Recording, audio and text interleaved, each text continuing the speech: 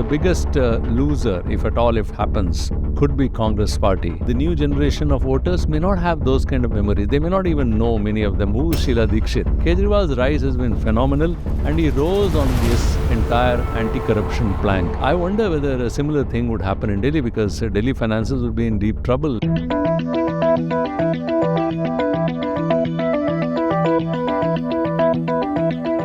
Hello and welcome. I'm Srinivasan, and in this edition of Talking Sense with Srini, we're discussing the Delhi Dangal. Joining me is Editor-in-Chief Mr. Srinivasan. Sir, good to have you again. Yeah, hi. So finally you come to Delhi. Absolutely, yes. Duskin-born wasn't wrong. Delhi is not too far. Almost inevitable, isn't it? Let me start with the crux of this whole Delhi Dangal conversation, right? Obviously, we understand that there are three major parties contesting the election: the Aam Aadmi Party, the BJP, and the Congress Party. But still, there's a bit of a confusion, right? Whether is it really a bipolar contest or is it really a triangular contest? How do you read this, and whom do you think has got the edge this election? So it's going to be a pretty tough election. Could be a very close call for Aam Aadmi Party. And the prestige of all three parties involved are, very high here. The biggest loser, if at all, if happens, could be Congress Party. Congress Party, which used to dominate the capital for a number of years under Sheila Dikshit, it was a top performer, face a crisis.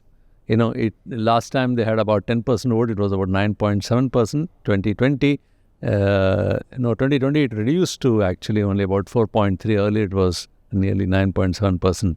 They've been scoring 0-0 as far as seats are concerned. Mm-hmm. So it's going to be an existential crisis kind of a thing for Congress Party. Let's come to BJP. For last 27 years, they've not been able to, nearly over 2 decades now, they've not been able to win Delhi. Imagine, Prime Minister sitting there in Delhi, his entire cabinet is there, all kinds of, it's a power capital, but you can't win Delhi. Right. So it's a frustration that party has, and it must overcome. And the party has been steadily getting over 30% vote share, 37, 38, something like that for last 2 outings. But they've not been able to, get at Aam Aadmi Party. Aam Aadmi Party have been doing spectacularly well there. Last time it got 62, before that 67 vote, with a very high vote share, above 50%. And for Aam Aadmi Party also, it's a tough one, because it's been power for over a decade now. So there would be some kind of an anti-incumbency. Though the last few results have been showing that the anti-incumbency is being beaten by the incumbents. For the new people, anti-incumbency is not there in many places, which you have seen. Let's say you have seen in Haryana. That's right. You have seen in also Maharashtra. So that equation is changing. And Aam Aadmi Party must win this, because it's otherwise they face a serious problem, because for last 1 decade they have been under pressure because it's a union territory in a way, but been given statehood. But yet there are 2 things which is not in their control: law and order and land. Because of this, they've been constantly complaining, and there is an LG, a very powerful Lieutenant Governor. So Aam Aadmi Party feels very hemmed in. It constantly complains and says that they are not able to perform. But then it is for the citizens of Delhi to decide how do they take this forward, because for them Delhi is very crucial, and nobody is talking about 2-3 issues. I'll come to you later about that when you further proceed into the program. Yeah, exactly. So as you rightly said, Congress is going through an existential crisis, right? You've seen the BJP and the Aam Aadmi Party coming out a lot of sops, election-related sops. If there's anything that the Congress Party would actually offer, it's nothing with the legacy of Sheila Dikshit. Isn't this kind of a do-or-die match for the Grand Old Party? Yeah, you're right. And the only thing they can offer is Sheila Dikshit ji. That's right. And her son Sandeep Dikshit is trying to contest. Actually, there are 3 former CM son in fray. One is Sandeep Dikshit, one is Madan Lal Khurana's son, and then Adarsh, I think he's son of Paresh Verma. Mm-hmm. He's son of Sahib Singh Verma.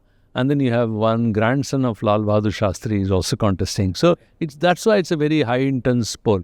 I mean, coming back to your question about the Congress Party, whether it's an existential, I did say it's an existential crisis for the party, and they must do something.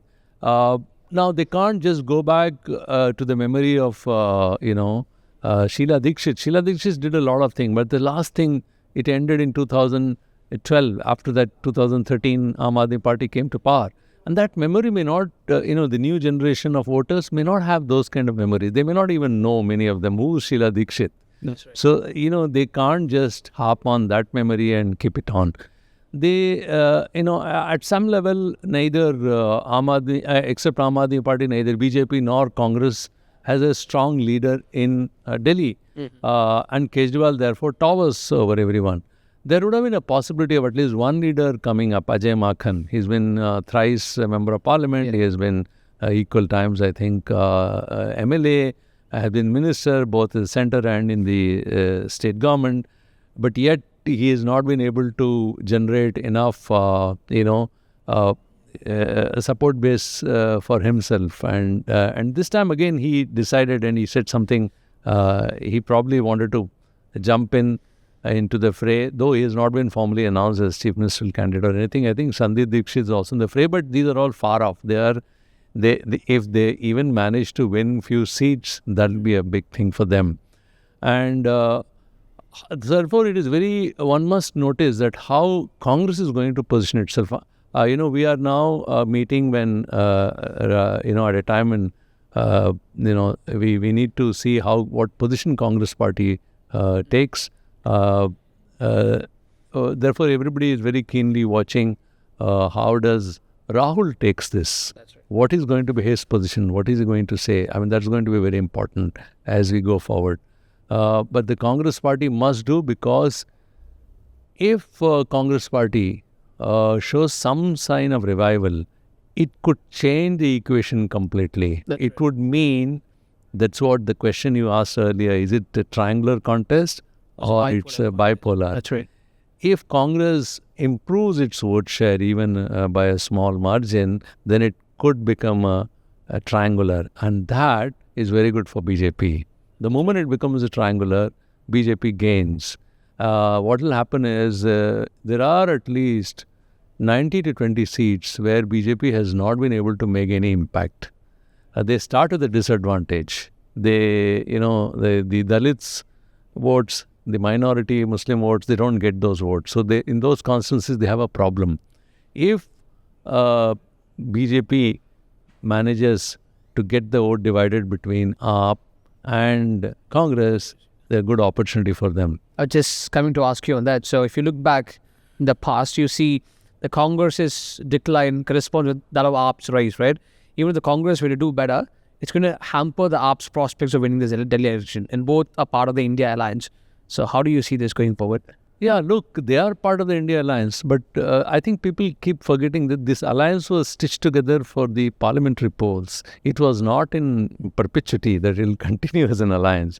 Yes, opposition unity is important, but on the other hand, you also need to remember that when the regional parties grow, national parties have a problem. So Congress, the growth of Congress is not a good sign for regional parties, and they don't want. Aam Aadmi Party won't like Congress to grow because they are direct competitors. So neither at some level Congress would like Aam Aadmi Party to go. It's a contradiction. These two cannot live together. They did join before the 2024 polls, parliamentary polls, because the only target was then to defeat BJP. In this election, they would like to go alone because Aam Aadmi Party won't like to be seen with Congress because it would like to emerge as an alternative to Congress. See, if Aam Aadmi Party does well, suppose for the third term, again, Kejriwal comes back with a strong return, if there's a third time he returns, then he can strengthen his position in nearby Haryana, Punjab, which is a bit of this thing. They have a government there, but then it'll strengthen their case there, Gujarat, and then, it can actually start saying already they got a status of national party in 2022. So Aam Aadmi Party will certainly flex its muscle. Despite the BJP's strong track record of winning elections, both locally and nationally as well, they haven't been able to, sort of catch hold of Delhi, right? Why is it so? It's a homogeneous population. It should be actually easier for the party to do it. Why has it been a Herculean task? I won't say it's an homogeneous electorate. Electorate of Delhi is very varied. See, let's go back. What was the strength of BJP in Delhi? It had a very strong Punjabi community as a backing BJP. Also, the trading community very strongly. That was a party of traders and Punjabi migrants, actually, a whole lot of them. So they had a very strong support base among these two. But Congress had, on the other hand, all the Juggi Jopdi, economically, backward people, so also the minorities, Dalits, those kind of things were with Congress, and Congress could manage to beat constantly BJP. They had some tall leaders. There was Madan Lal Khurana, a very tall leader of BJP. Sahib Singh Verma, he was a chief minister. So you also had a woman CM from BJP. That's right. So they had a quite a good this thing there, but it was alternating between the two. But Congress had a much better hold over Delhi. After arrival of Modi, in what happened in the meanwhile is in 2012-13, there was a movement which was basically anti-corruption movement, which was led by Kejriwal, and that caught the imagination of the people, and a whole lot of people supported Kejriwal. And Kejriwal's rise is a phenomenal one. It is, I think, if you go back in history of electoral politics in India, there is only one case where within the formation, within 12 months or 14 months of formation of a political party, it came to power. That's right. It is N.T. Ramarao in Andhra Pradesh, and after that it was Kejriwal. N.T. Ramarao came in 80s, and that was managed in 2013 by Kejriwal. So Kejriwal's rise has been phenomenal, and he rose on this entire anti-corruption plank. And that caught the imagination of people, and then the name of the party up. And then they went on to do some things like they free or subsidize electricity, free or subsidize water, mohalla clinics. Also, they improved the schools. Government schools were made, they refurbish and make government schools look really good. So these are some of the things which they did, and all these were targeted at people in the margins, auto walas, also those who lived in slum clusters, and that chipped away completely Congress support base. So what has in a way happened is the support base of Congress completely shifted towards Aam Aadmi Party. That's the reason if you see that BJP has been holding on to its vote share. It's been about 30% for last one decade. It didn't decline, though they couldn't get the Majority, yeah. but they had quite a good substantial vote share.